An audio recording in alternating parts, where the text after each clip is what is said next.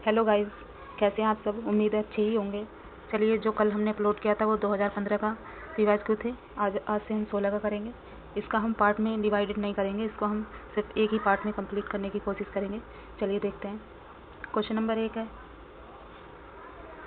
बिना हानि के क्षति इन मामलों से संबंधित है जहाँ विधिक अधिकार का उल्लंघन होता है।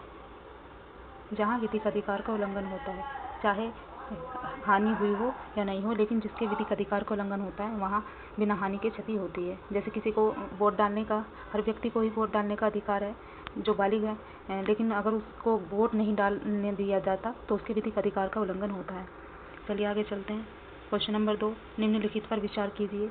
तो क्या है, पहला है क्षति, कर्तव्य भंग, सावधानी बरतने का कर्तव्य। तो इसका जो क्रम चुनना है हमें, तो इसका क्रम होगा, तो पहले तो होगा सावधानी बरतने का कर्तव्य था लेकिन सावधानी नहीं बरती गई। फिर दूसरा है जिससे कर्तव्य का भंग हुआ। अगर किसी ने अपना कर्तव्य नहीं किया है तो वो अपने कर्तव्य का भंग ही तो करेगा ना, तो उसके कर्तव्य का भंग हुआ और उस कर्तव्य भंग से क्षति हुई। तो इसका ऑप्शन नंबर सी सही होगा। चलिए आगे देखते हैं। क्वेश्चन नंबर 3, तो इनको वाद बताने हैं, संबंधित वाद। तो इसमें भी कूट दिया गया है, कूट से देखते हैं। हाँ, तो इसका जो कूट नंबर है वो ए सही है। तो इसका डेमनम जो ए है उसका है डेमनम साइन इंजूरिया। तो इसका जो केस है वो है ग्लूसेस्टर स्कूल ग्रामर केस। तो दूसरे का 4 है पूर्ण दायित्व, MC मेहता बनाम यूनियन ऑफ इंडिया। और जो तीसरा है उसका है इंजूरिया साइन डेमने SB बनाम वाइट। और फिर 4th है वो है संभावित दुर्घटना स्टेनले बनाम पावेल। तो इसका ऑप्शन नंबर ए सही है। चलिए आगे देखते हैं। तो ए ने कुछ नकदी एवं चेक अपने दोस्त बै को, जो भारतीय स्टेट बैंक में कर्मचारी था, को उस बैंक के खाते में जमा करने के लिए दिए।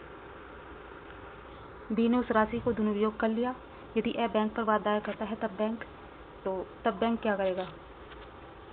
उत्तरदायी नहीं है भाई, वो बैंक में उस वक्त नहीं था, वो अपने घर पर था, तो बैंक उत्तरदायी नहीं होगा, क्योंकि जब बी ने ये कपट किया तब वह बैंक के एजेंट के रूप में कार्य नहीं कर रहा था।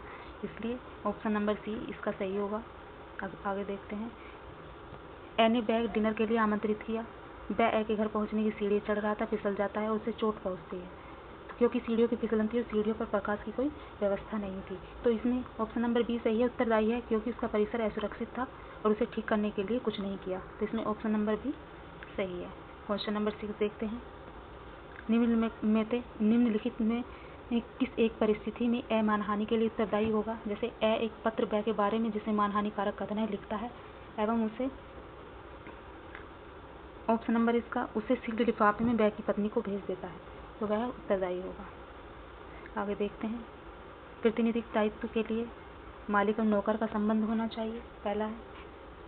काम करने के तरीके पर मालिक का नियंत्रण नहीं होना चाहिए। फिर तीसरा है, अपकृत्य नियोजन के दौरान कारित होना चाहिए, काम करने के तरीके पर मालिक का नियंत्रण होना चाहिए। तो इसमें ऑप्शन नंबर सी सही होगा। 1, 3 और 4। आगे देखते हैं। क्वेश्चन नंबर 8, निम्नलिखित तत्वों पर विचार कीजिए। तो पहला है विधिक अधिकार कानून, विधिक क्षति, कोई क्षति और विधिक अधिकार का अस्तित्व।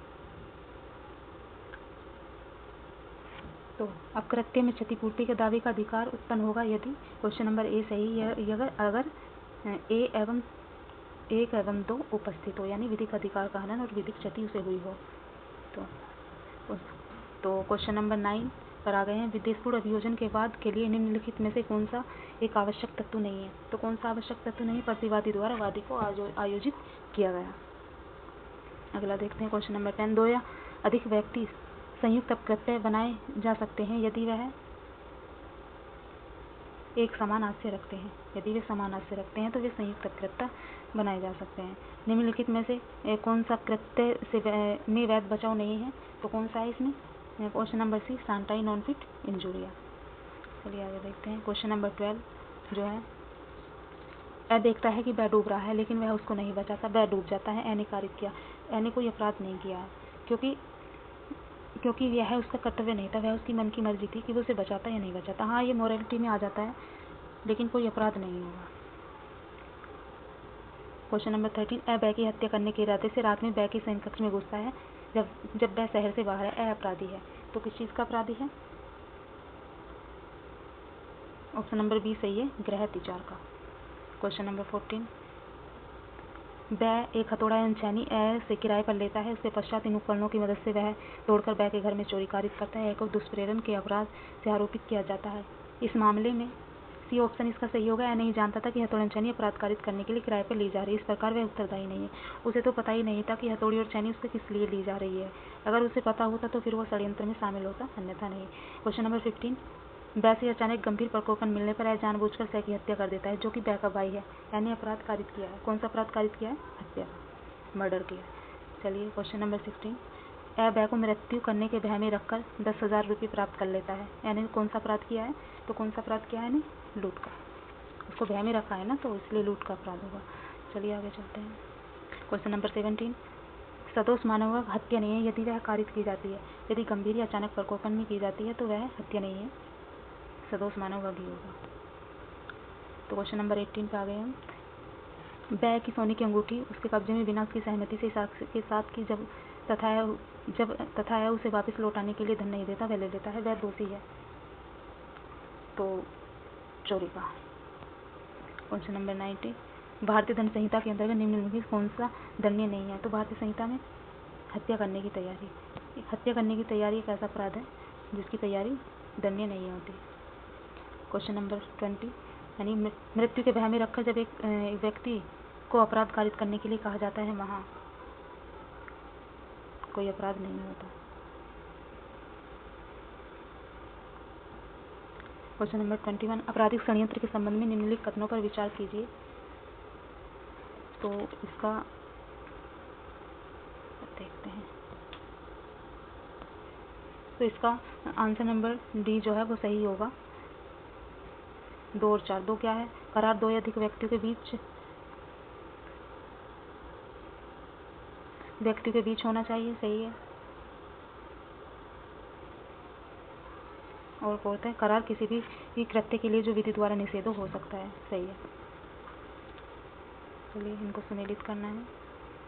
निर्णीतवाद है और सिद्धांत है। तो इसका ऑप्शन नंबर बी सही है। पहले हेडले बनाम बैक्सनडेल का जो मामला है वह नुकसानी की माप का है, और कार्लिल का जो वाद है वो है सामान्य प्रस्ताव का, और जो डनलप न्यूमेटिक कंपनी बनाम सरफ्रिज एंड कंपनी का मामला है वो है सांवेदिक संबंध का, और टेलर बनाम कोल्डुल का विषय वस्तु का विनाश। तो ऑप्शन नंबर बी इसका सही है, निशान लगा देते हैं। चलिए तो क्वेश्चन नंबर 23 है। एक दुकान के शोरूम में एक ड्रेस को प्रदर्शित किया गया है जिस पर उसके मूल्य का टैग लगा है। एक खरीदार उस ड्रेस को खरीदना चाहता है, वो टैग पर लगे मूल्य को देने के लिए तैयार है। वह ड्रेस को खरीदने के लिए दुकानदार के पास जाता है। निम्न में से कौन सा सही है? तो इनमें क्वेश्चन नंबर ए सही है। ऑप्शन नंबर, दुकानदार उस ड्रेस को बेचने के लिए मना कर सकता है। अभी उसका पूरा राइट है कि वो उसको मना कर दे। तो क्वेश्चन नंबर 24 पर आ गए हम। विकृचित व्यक्ति की संवेदनात्मक क्षमता के संबंध में निम्न में कौन सा उपयुक्त कथन है? तो इसका ऑप्शन नंबर सी सही है। एक व्यक्ति जो क्रय विक्रय चित्त का संविदा कर सकता है जब संविदा करते समय स्वस्थ चित्त का है। क्वेश्चन नंबर 25, एक थिएटर को बै को कुछ दिनों के लिए ड्रामा करने के लिए किराए पर देता है। थिएटर नियत तारीख से पहले पूर्ण रूप से जलकर नष्ट हो जाता है। इस मामले में तो इसमें ऑप्शन नंबर सी है, पालन की असंभवता द्वारा संविदा का उन्मोचन हो जाता है। क्वेश्चन नंबर 26, संविदात्मक संबंध के बारे में निम्न में कौन सा कथन सत्य है? तो ऑप्शन नंबर डी, संविदा में अपरिचित व्यक्ति वार्तालाप नहीं कर सकता है। क्वेश्चन नंबर 27, जब एक व्यक्ति जो अधिष्ठायी स्थिति में है दूसरे व्यक्ति पर अपने प्रभाव का प्रयोग करते हुए दूसरे व्यक्ति की सहमति प्राप्त कर लेता है, ऐसी स्थिति को प्राप्त किया गया कहा जाता है अनुचित दबाव द्वारा। इनका सही क्रम बताना है। तो सही क्रम क्या है? ऑप्शन नंबर डी सही है। पहले प्रस्ताव है, फिर प्रतिफल है, फिर स्वीकृति है, फिर संविदा है। क्वेश्चन नंबर 29, निविदा आमंत्रित करने के लिए अखबारों में दी गई सूचना है, क्या है? प्रस्ताव के लिए आमंत्रण है। ऑप्शन नंबर बी सही है। क्वेश्चन नंबर 30, निम्न में से कौन सा कथन सत्य है? तो ऑप्शन नंबर ए सही है। प्रस्ताव स्वीकृति खंडनीय होते हैं। तो क्वेश्चन नंबर 31, एक अवयस्क के द्वारा की गई संविदा क्या है? प्रारंभ से ही शून्य है, क्योंकि अवयस्क तो संविदा कर ही नहीं सकता, तो वो प्रारंभ से ही शून्य है। क्वेश्चन नंबर 32, विधिशास्त्र की ऐतिहासिक एवं सामाजिक विचारधारा में मुख्य अंतर है कि वह पूर्ववर्ती। क्वेश्चन नंबर 20 है, ये रूढ़ि को विधि का स्रोत समझता है, पश्चातवर्ती नहीं समझता। क्वेश्चन नंबर 33, निम्न में से कौन सा कथन सत्य है? तो इसका ऑप्शन नंबर डी सही है। सर्वोच्च न्यायालय, प्रिवी काउंसिल एवं फेडरल कोर्ट के निर्णयों से बाध्य नहीं है। क्वेश्चन नंबर 34, एक फंड को बैको जीवन भर के लिए वसित किया जाता है और उसकी मृत्यु के पश्चात सह को दी गई वसीयत हो जाती है। तो सह को दी गई वसीयत क्या हो जाती है? निहित हो जाती है, सीमित हो जाती है, संपूर्ण हो जाती है? निहित हो जाती है। ऑप्शन नंबर ए सही है। क्वेश्चन नंबर 35 है, विधिवेत्ताओं की राय क्या है? विधि का एक सामान्य स्रोत है। ऑप्शन नंबर ए सही है। क्वेश्चन नंबर 36 है, एवं वह एक दुकान के सहस्वामी है, मर जाता है और वह मकान का एक स्वामी हो जाता है, क्योंकि यह था संयुक्त स्वामित्व। ऑप्शन नंबर बी सही है। क्वेश्चन नंबर 37, क्वेश्चन नंबर 37,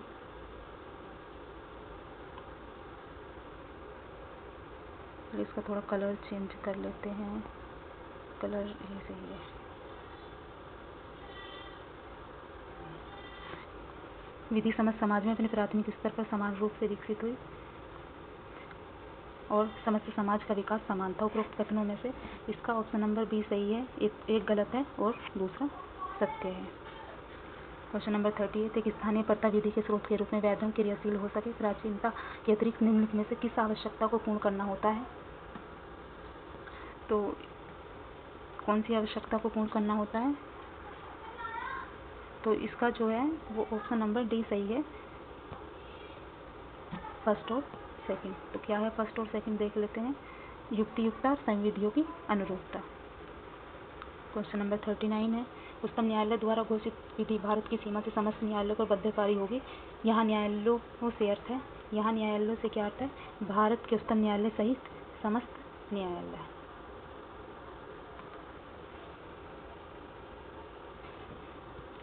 चलिए आगे चलते हैं। क्वेश्चन नंबर है 40, समाहत निगम का गलत उदाहरण क्या है? तो इसका है भारत का राष्ट्रपति। ऑप्शन नंबर ए सही है। 41 है, एक मंदिर में भगवान कृष्ण की मूर्ति क्या है? एक विधि व्यक्ति है। ऑप्शन नंबर बी सही है। 42, अधिकारातीत का चिन्ह कंपनी को निश्चित करता है रहने से, कंपनी को अपने उद्देश्य के खंड के बाहर जाने से। ऑप्शन नंबर डी सही है। क्वेश्चन नंबर 43, अंश का प्रकार कौन नहीं है? तो कौन नहीं है अंश का प्रकार? विवक्षिता। ऑप्शन नंबर डी सही है। कंपनी के समापन का अर्थ है, तो कंपनी के बाद दायर करने का अंत हो जाता है, जब कंपनी समाप्त हो जाती है, कंपनी का समापन हो जाता है। क्वेश्चन नंबर 45, क्या कंपनी निगमन से पूर्व की संविदाओं का परिपालन करवा सकती है? तो ऑप्शन नंबर बी सही है, बिल्कुल भी नहीं करवा सकती। क्वेश्चन नंबर 46 है, संप्रवर्तकों द्वारा नियुक्त किए जाते हैं, तो कौन नियुक्त किया जाता है? ऑप्शन नंबर बी सही है, समापक। क्वेश्चन नंबर 47 है, लाभांश कौन घोषित कर सकता है? तो प्रबंध निदेशक जो है वो लाभांश घोषित करते हैं। क्वेश्चन नंबर 48 है, निम्नलिखित में से कौन सी विचार पद्धति सुन्नी संप्रदाय से संबंधित नहीं है? तो सुन्नी से क्या नहीं है? ऑप्शन नंबर बी ज़ैदिया, तो ये शिया से संबंधित है। क्वेश्चन नंबर 49 है, वह समुदाय जो 12 इमाम अली और उनके वंशज का अनुयायी है, तो वो कौन है? 12 इमाम से जो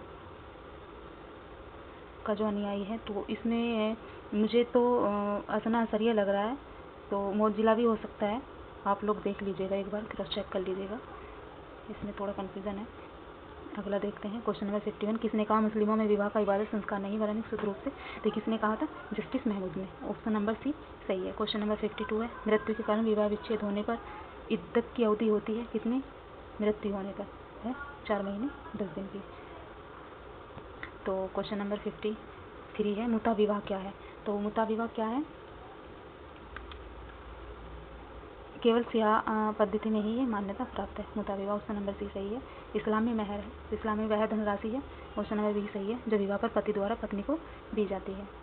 क्वेश्चन नंबर 55, तलाक हसन अखंडनीय अभिखंडनीय हो जाता है। तो कब हो जाता है? तीसरा उच्चारण करते ही। जैसे ही तीसरा उच्चारण होता है तो ये अभिखंडनीय हो जाता है, ये खंडनीय नहीं रह जाता। क्वेश्चन नंबर 56 है, सुन्नी विधि के अनुसार विवाह की संविदा में उचित गवाहों की संख्या के लिए तो कम से कम क्वेश्चन नंबर से 1 सही है, तो कम से कम 2 पुरुष साक्षी आवश्यक हैं इसके लिए। तो क्वेश्चन नंबर 57 है, मुस्लिम विधि के अंतर्गत किसी मुस्लिम द्वारा अपनी माता या दादी चाहे जितनी पीढ़ी ऊपर हो विवाह नहीं कर सकता, ये निषेध कहलाता है। तो ये निषेध क्या कहलाता है? यह निषेध कहलाता है। अरे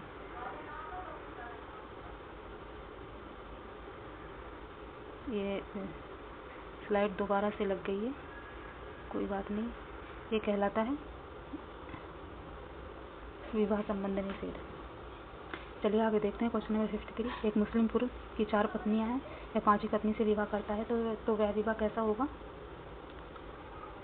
अगर वो उसकी 4 पत्नियां हैं और वो 5वीं पत्नी से विवाह कर रहा है तो वो विवाह कैसा होगा?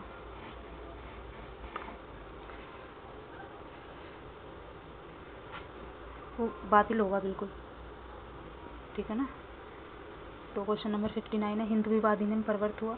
हिंदू विवाह अधिनियम कब प्रवर्त हुआ है?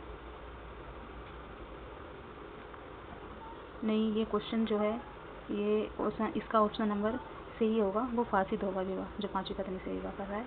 तो 59 में ये कब प्रवर्त हुआ था? तो ये हुआ था 1 मई 1955 को। तो यानी ऑप्शन नंबर बी सही है। आगे देखते हैं क्वेश्चन नंबर 60 है, एक 17 वर्ष का हिंदू लड़का अपनी लड़की से विवाह करता है तो यह विवाह कैसा है? विधि मान्य हो और दंडनीय है क्योंकि इनकी आयु पूरी नहीं है। क्वेश्चन नंबर 61, हिंदू विवाह अधिनियम 1955 विवाह विच्छेद से संबंधित उपबंध है। तो section number option number B सही है। क्वेश्चन नंबर 62, हिंदू विधि में हिंदू अधिनियम 1955 की किस धारा में उपधारा में बहुविवाह का निषेध किया गया है? तो कौन सी धारा है वो? ऑप्शन नंबर ए सही है, धारा 5 उपधारा, धारा 5 की उपधारा 1 में। तो क्वेश्चन नंबर 63, एक हिंदू पुरुष द्वारा अपनी पत्नी की सहमति के बिना गोद लिया जाना है तो शून्य है। आगे चलते हैं क्वेश्चन नंबर 64, हिंदू दत्तक भरण पोषण अधिनियम 1956 के अंतर्गत एक हिंदू स्त्री पुत्र या पुत्री का दत्तक ग्रहण कर सकती है यदि वह, ऑप्शन नंबर ए सही है इसमें, यदि वह अविवाहित है तो वो कर सकती है। चलिए आगे देखिए क्वेश्चन नंबर 65 है, कोई भी गुलाब कांटों के बिना नहीं है परंतु आपके हाथ में जो है उसमें यदि सभी कांटे ही हैं और गुलाब नहीं तो उसे फेंकना ही उचित है। इस कथन, तो यह कथन किसने कहा था? कौन से उसने जो ये केस था? तो इसने दाम्पत्य के अधिकारों के पुनर्स्थापन में ये कथन कहा था। क्वेश्चन नंबर 66 है, एक हिंदू पति द्वारा जार कर्म पर स्त्री गमन जो है वो है विवाह विच्छेद और न्यायिक प्रत्यक्षण दोनों का आधार हो जाता है। क्वेश्चन नंबर 67, जब एक मुस्लिम पुरुष एक मुस्लिम महिला विशेष विवाह हम अपने विवाह की संविदा करते हैं तो मुस्लिम व्यक्तिक विधि जो है वो ऐसे विवाह पर लागू होती है। क्वेश्चन नंबर 68, प्रशासनिक विधि सरकारी शक्तियों के नियंत्रण से संबंधित विधि है, यह परिभाषा किसने दी है? तो ऑप्शन नंबर ए सही है, केसी डेविस ने। क्वेश्चन नंबर 69, नैसर्गिक न्याय के सिद्धांत लागू होते हैं तो कहाँ होते हैं? न्यायिक कार्यों पर, अर्ध न्यायिक कार्यों पर, प्रशासनिक कार्यों पर। तो इसका ऑप्शन नंबर डी सही है, उपयुक्त सभी कार्यों पर। क्वेश्चन नंबर 70 है, निम्नलिखित में से कौन सा वाद नैसर्गिक न्याय का मैग्ना कार्टा कहा जाता है? तो ऑप्शन नंबर ए सही है, रिज बनाम बोल्डविट। अब है क्वेश्चन नंबर 17, अपकृत्य के मामले में राज्य के दायित्व के संबंध में प्रभुता संपन्न शक्ति एवं अप्रभुता संपन्न शक्ति के प्रयोग में किए गए कृत्यों के बीच प्रभेद सर्वप्रथम किस वाद में किया गया था? तो कौन सा वाद था वो? होता option number c, P&O steam navigation company बनाम secretary of state for India in council. तो इसका ये सही है। तो क्वेश्चन नंबर 72 है, ड्राइट एडमिनिस्ट्रेटिव प्रचलित है तो ये कहाँ पर है? तो इसका तो फ्रांस में, पता ही होगा आप लोगों को। क्वेश्चन नंबर 73, कठिनाई निवारण खंड निम्नलिखित नाम से भी जाना जाता है। जो कठिनाई निवारण खंड है वो हेनरी अस्टम खंड के नाम से भी जाना जाता है। ऑप्शन नंबर डी सही है। क्वेश्चन नंबर 74, जन लोकपाल बिल तैयार किया गया तो कब तैयार किया गया था? किसके द्वारा? नागरिक समाज समूहों द्वारा ही तैयार किया गया था। 75, भारतीय संविधान का कौन सा अनुच्छेद कार्यपालिका के न्यायपालिका से पृथक्करण हेतु प्रावधान करता है? तो कौन सा अनुच्छेद है वो? अनुच्छेद है 50 यानी 50। अब है क्वेश्चन नंबर 76, अनुच्छेद 226 के अंतर्गत उच्च न्यायालय जारी करने के हकदार है तो क्या क्या जारी कर सकता है उच्च न्यायालय?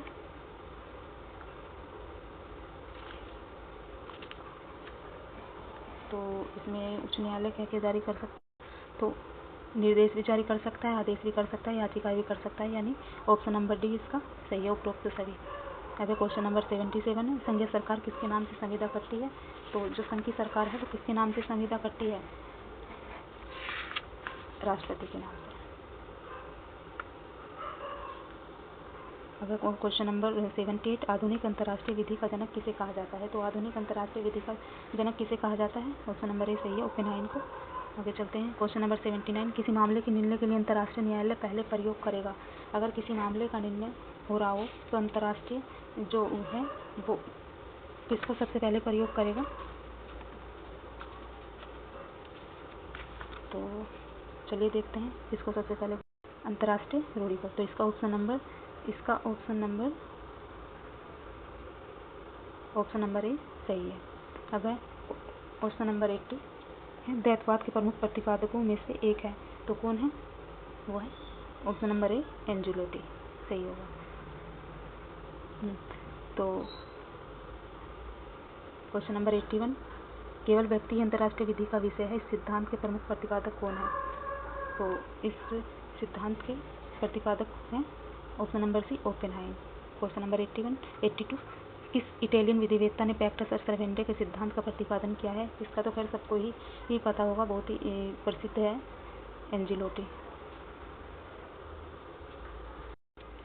क्वेश्चन नंबर 83, संयुक्त राष्ट्र संघ के चार्टर का अनुच्छेद 94 का प्रावधान करता है कि विवाद एक पक्षकार यदि अंतर्राष्ट्रीय न्यायालय के निर्णय को नहीं मानता तब दूसरा पक्षकार सेक्रेटरी जनरल के यहाँ जा सकता है, यानी ऑप्शन नंबर बी सही है। आगे देखते हैं, क्वेश्चन नंबर 84 है, व्याख्यान कथन है, अंतर्राष्ट्रीय न्यायालय संयुक्त राष्ट्र संघ का प्रमुख अंग है। जो कारण है, अंतर्राष्ट्रीय न्यायालय संयुक्त राष्ट्र संघ के सभी सदस्यों पर अनिवार्य क्षेत्राधिकार रखता है। तो इसका ऑप्शन नंबर सी सही है, ए सत्य है लेकिन आर गलत है। तो क्वेश्चन नंबर 85, संविधान के इस अनुच्छेद में संघ को कृत्य सौंपने की राज्यों की शक्ति का उल्लेख है। तो जो संघ को कृत्य सौंपे जाते हैं वो है ऑप्शन नंबर सी सही है, आर्टिकल 261। आगे चलते हैं, क्वेश्चन नंबर 86 है, एडीएम जबलपुर बना श्रीकांत शुक्ला के बाद में अल्पमत का नियम किसने प्रतिपादित किया था? तो किसने किया था? ऑप्शन नंबर न्यायमूर्ति HR. Khanna, option number A सही है। क्वेश्चन नंबर 87 है, संविधान के अनुच्छेद 253 के अंतर्गत क्या उपबंध है? तो क्या उपबंध है संविधान के? ऑप्शन नंबर बी सही है, अंतर्राष्ट्रीय करार को प्रभावी करने के लिए विधान बनाना। अगर क्वेश्चन नंबर 88 है, राज्यपाल की पदावधि का उल्लेख कहाँ किया गया है? तो अनुच्छेद 156 के अंतर्गत। अगर क्वेश्चन नंबर 89 है, निम्नलिखित में से कौन से अनुच्छेद में संशोधन के लिए कम से कम आधे राज्यों के विधानमंडलों के संकल्प द्वारा पारित होना चाहिए? तो इसका ऑप्शन नंबर सी सही है, अनुच्छेद 54। आगे चलते हैं, क्वेश्चन नंबर 19, अनुच्छेद 360 संबंधित है, तो किससे संबंधित है? क्वेश्चन नंबर ए सही है, वित्तीय आपातकाल से। आगे चलते हैं, क्वेश्चन नंबर 91, अनुच्छेद 14 के अंतर्गत राज्य किसी व्यक्ति को वंचित नहीं करेगा, तो किससे नहीं करेगा? विधि के समक्ष समानता, विधियों का समान संरक्षण, यानी दोनों से। तो ऑप्शन नंबर इसका सी सही होगा। अब देखते हैं आगे, क्वेश्चन नंबर 92, राष्ट्रपति की क्षमादान शक्ति का उल्लेख है, तो कौन से अनुच्छेद में है? अनुच्छेद 72 में, यानी ऑप्शन नंबर इसका सही होगा। क्वेश्चन नंबर 93, कोई मंत्री जो 6 माह की किसी अवधि तक संसद के किसी सदन का सदस्य नहीं है, मंत्री नहीं रहेगा का उपबंध कौन से अनुच्छेद में किया गया है? तो ऑप्शन नंबर बी 75 का क्लोज 5 है। तो क्वेश्चन नंबर 94 है, भारत के महान्यायाधीश की नियुक्ति की जाएगी, तो किसके द्वारा की जाएगी भारत के महान्यायवादी की नियुक्ति? भारत के राष्ट्रपति द्वारा। क्वेश्चन नंबर 95 है, संप्रभुता निहित है, तो कहाँ है संप्रभुता, किस में निहित है? भारत के लोगों में, तो यानी ऑप्शन नंबर बी सही है। क्वेश्चन नंबर 96 है, निम्नलिखित में से कौन प्राकृतिक प्रदूषण का स्रोत नहीं है? तो कौन नहीं है?